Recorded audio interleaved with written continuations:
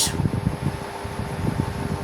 ব্রজের পথে পথে যে চরণের মনোহর ধ্বজবজ্র অঙ্কুর চিহ্ন আদি বিরাজমান, মনিনুপুরের ধ্বনিতে মুখরিত সেই শ্রীকৃষ্ণের শ্রীচরণ যুগল বন্দনা করি।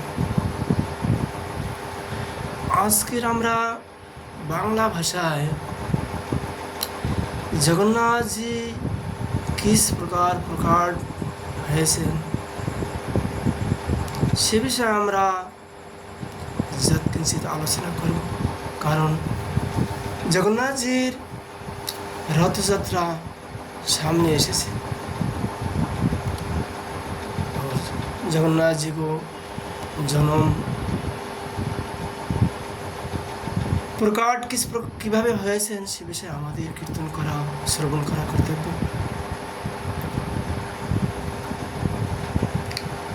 ভগবান শ্রীকৃষ্ণ যখন মথুরা থেকে দ্বারকায় পৌঁছালেন, মানব লীলা করতে গিয়ে তিনি 16,108 পটরানী বিবাহ করলেন।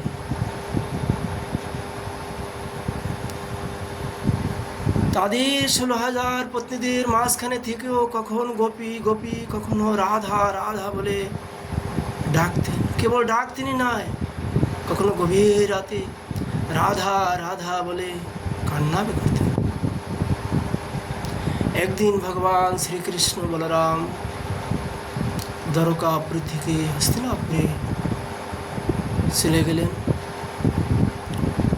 সমস্ত ভগবানের পত্নীরা একত্রিত হয়ে বলতে লাগলেন আপোষে,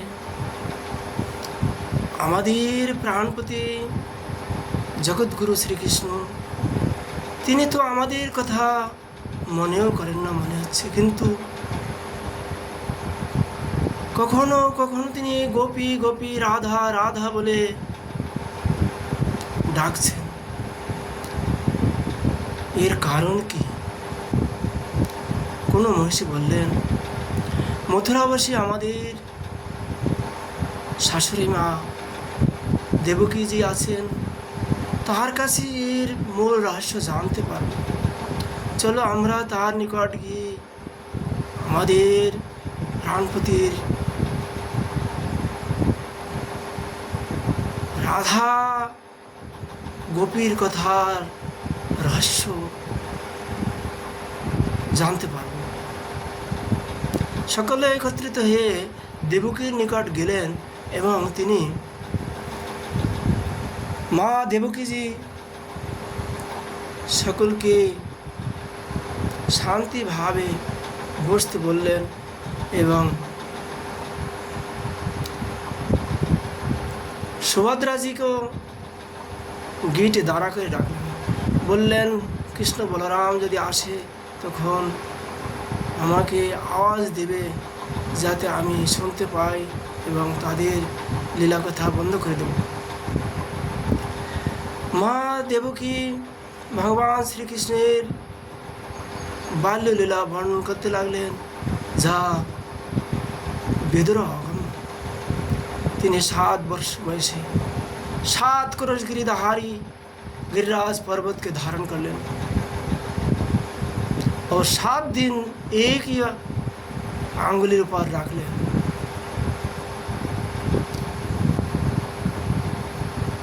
তিনি 7 दिन বয়সে পুতনাকে হত্যা করলেন।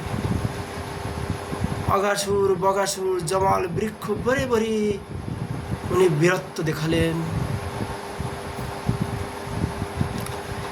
भगवान श्रीकृष्ण गोपी को निये 7 वर्ष बयसे रास करलें 300 कोटी गोपी निये, किंतु श्रीकृष्ण एकाई 300 कोटी गोपी सामने 300 कोटी कृष्ण रूप धारण करलें। एक ब्रह्मरात्र माने 6 मासेर रात्र के তিনি হ্রাস করলেন। মার মুখ থেকে একের পর এক বেদ প্রকাশ হতে লাগলো। সমস্ত মহিষীরা ভগবান শ্রীকৃষ্ণচন্দ্রের পত্নীরা সবাই আপনি ক্ষুধা তৃষ্ণা ভুলে গিয়ে তন্ময় হয়ে শ্রীকৃষ্ণের बाल्य लीला श्रवण करते लागले। মা দেবকী একের পর এক লীলাকে বর্ণন করতে লাগলেন। সকাল গড়িয়ে বিকাল হয়ে গেল, কিন্তু মা বুঝতে পারলেন না যে এখন বিকাল হয়েছে। শ্রীকৃষ্ণ বলরাম হস্তিনাপুর থেকে দ্বারকায় প্রবেশ করলেন। মা দেখলেন শ্রীকৃষ্ণ মা তার পত্নীদের সামনে তার বাল্যলীলা কি ব্রজলীলাকে বর্ণন করছেন। সুভদ্রাজি গেটে দাঁড়িয়ে আছেন। শ্রীকৃষ্ণ সুভদ্রাজির বাম পাশে, বলরামজি সুভদ্রাজির ডান পাশে দাঁড়িয়ে আছেন। শ্রীকৃষ্ণ বলরাম তারাও ব্রজলীলা মায়ের মুখে শ্রবণ করছেন। যখন মা দেবকীর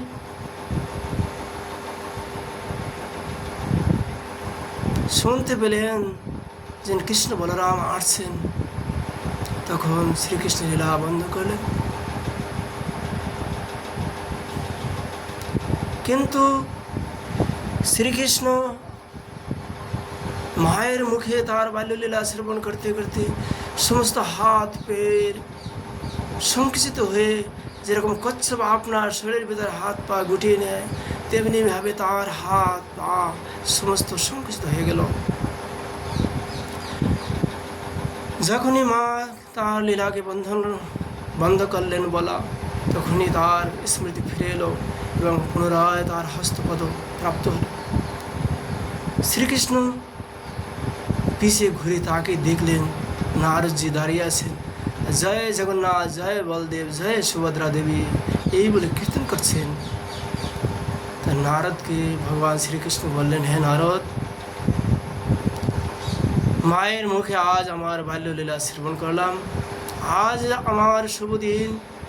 তোমার যদি কিছু চাওয়ার থাকে, বর প্রাপ্তির ইচ্ছা থাকে, আজ তুমি আমার কাছে তোমার মন মতো বর মেগে নাও।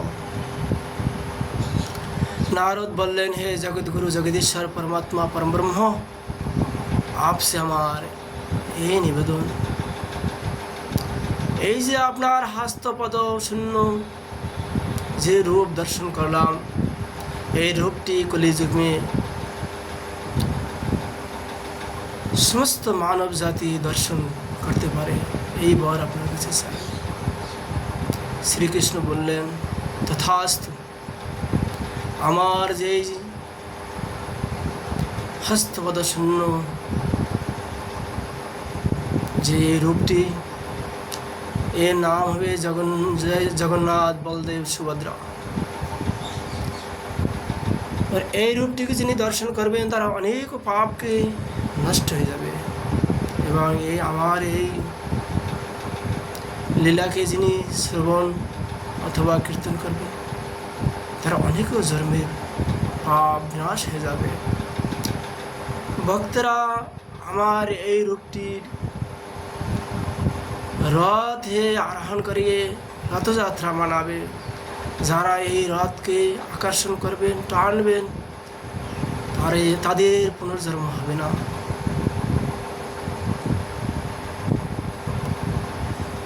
कलियुग में সেই দরকার লীলাটি